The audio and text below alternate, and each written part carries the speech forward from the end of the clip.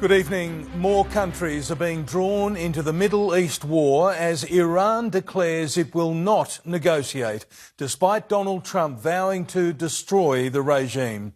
Explosions have been rocked a British base on Cyprus, and there are evacuations in Lebanon, with Israel bombing Beirut after Hezbollah joined the bloodshed. Iran is not letting up, firing more missiles and drones, hitting airports and an oil tanker, triggering more travel chaos. Thousands of Australians remain stranded in the region with their holiday plans in disarray. Chief reporter Chris Reason is live in Tel Aviv and begins our comprehensive coverage. Determined to avenge the death of its leader, Iran fires back. In Beit Shemesh, Israel, a school, synagogue, homes and a bomb shelter flattened. It's where dozens sought shelter but became a target. We had children inside this building, young children. 9 killed, 27 injured, and Iran's fierce retaliation kept coming. Waves of missiles targeting Jerusalem. Israel is Iran's main target, but it's firing beyond in a fierce counterattack, striking a US airbase in Kuwait, killing 3 American soldiers, another in northern Iraq. In the UAE, we've just been hit by a drone. It stinks of oil in here. I didn't even finish my cup of tea. 3 more civilian deaths. Oman also targeted. Its commercial port and an oil tanker off its coast hit. Last week, the Omanis had been brokering a peace deal for Iran. Defending ourselves, and we have every right, every legitimate right to defend ourselves. What the United States is doing is an act of aggression. On state TV, showing off their arsenal of drones and rocket launchers, an underground tunnel adorned by flags and images of the late supreme leader. This Iranian missile fired into Tel Aviv, tore through an apartment block, blowing it to pieces with families inside. Hello? One woman was killed here, but dozens survived. But we're kind of happy for this shit in Iran that happened. You're happy, even though this is the result. This is the result. This is the price that we need to pay, but of the future seemed to be much more scary, you know, if it wouldn't happen. The key question now, as the death toll and the devastation mount, is how much longer can this conflict continue? Whether it's days, weeks or longer, it might not be an issue of political support, but munitions supplies.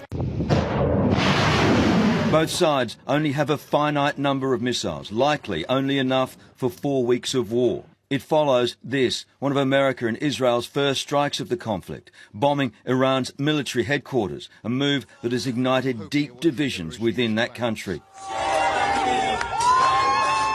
Many are celebrating Ayatollah Ali Khamenei's death, hoping it triggers a regime collapse. But others mourn the loss of their supreme leader. Thousands defiantly protest the attacks, chanting, "Death to America." In Iraq, Iranian sympathisers stormed Baghdad's Green Zone to be met by police.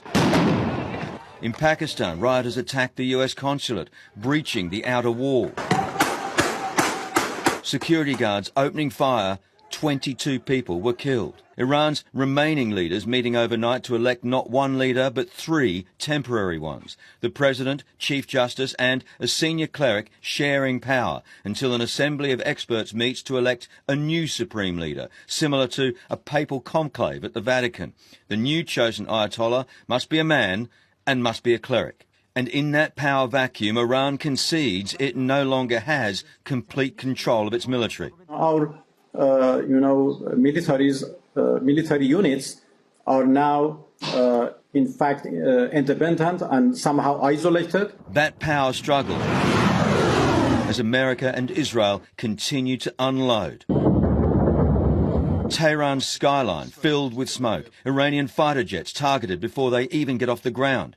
The US says it struck 9 Iranian Navy ships and killed 48 senior Iranian officials.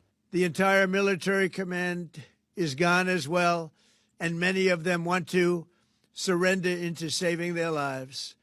They want immunity. Israeli Prime Minister Netanyahu not afraid, standing exposed on a rooftop in Tel Aviv. This combination of forces enables us to do what I've long hoped to do for 40 years, he says, to strike the terror regime decisively. 2 days in, there's no sign of Iranian collapse in a region rendered unpredictable, volatile and divided. The Middle East is waking to a wave of fresh strikes. Live now to Chris Reason in Tel Aviv. And Chris, there's now been a strike on Lebanon's capital. Good evening to you, Peter. This is an extremely serious development, but this morning, pre-dawn, Hezbollah, the terrorist organisation based in southern Lebanon, decided to launch a series of attacks into Israel, the northern areas of the country. And they put out a statement straight afterwards saying it was in revenge for the toppling, the killing, the assassination of Ayatollah Ali Khamenei. The IDF, the Israeli Defence Force, was quick to respond, scrambling jets and pounding targets in southern Lebanon and even into the capital, Beirut. They issued an alert, a warning shortly beforehand to residents to get out of the area. Well, that sparked a stampede. You can see from those pictures there, cars, thousands of people also moving on foot. The IDF saying they successfully killed a Hezbollah leader in all of that attack this morning. But this is a major development in this conflict as yet again it spills into another country in the Middle East. Peter? Chris Reason in Tel Aviv, thank you. Now to Rob Scott in Washington, D.C. And Rob, the world's being warned this war will not last days, but weeks.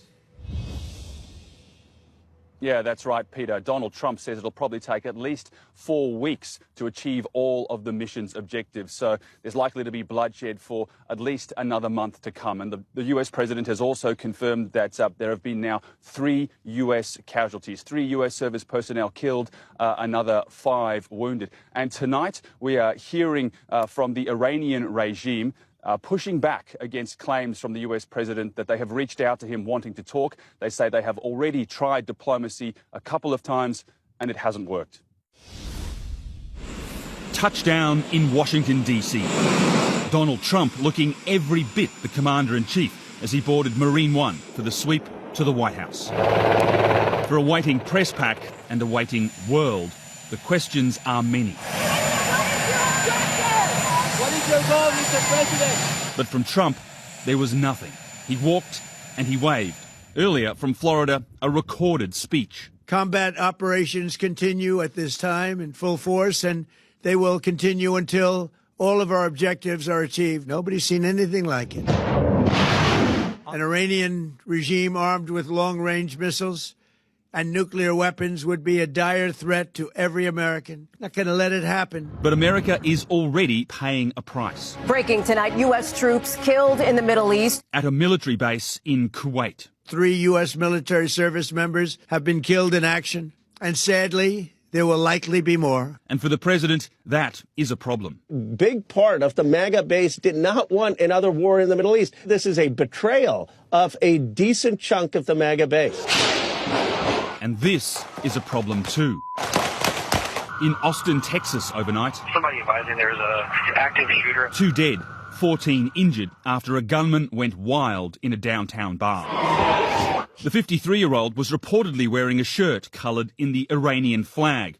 The message on his sweater, property of Allah. There were indicators that indicate potential nexus to terrorism. Americans have learnt these lessons before as Democrats push for a vote this week to throttle the president's wartime powers. I think the president has started a war of choice. There was no imminent threat to the United States. But from Republicans, the president is annihilating evil. The mothership of terrorism is sinking.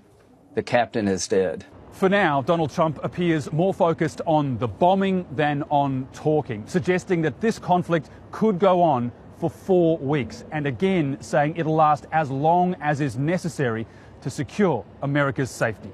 To the Iranian regime, there was this. Lay down your arms and receive full immunity or face certain death. Won't be pretty. And to the Iranian people, this. I made a promise to you, and I fulfilled that promise. The rest will be up to you. In Washington, D.C., Rob Scott, 7 News.